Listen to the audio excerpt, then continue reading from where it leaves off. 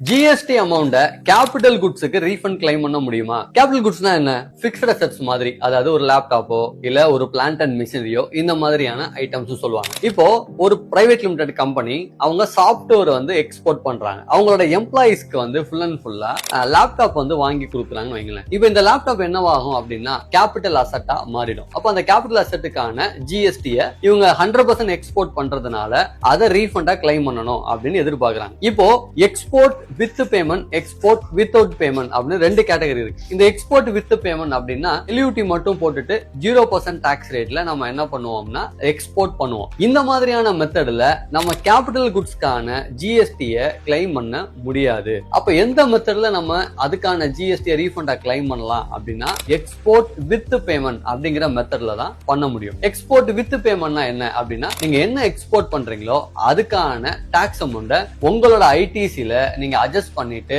கட்டுன GST amount டிபார்ட்மெண்ட்ல நீங்க என்னவா கிளைம் பண்ணலாம்னா ரீஃபண்டா கிளைம் பண்ணலாம். இது பாசிபிள். சோ அப்போ நீங்க ரீஃபண்ட் போகணும் அப்படின்னு நினைக்கிறீங்க அப்படின்னா அதுக்கும் பர்டிகுலரா கேபிட்டல் குட்ஸுக்கான ஐடிசியை நீங்க ரீஃபண்ட் வாங்கணும்னு நினைச்சீங்கன்னா திஸ் இஸ் த வே நீங்க எக்ஸ்போர்ட் வித் பேமெண்ட் மூலமா ரீஃபண்டை கிளைம் பண்ணிக்கலாம்.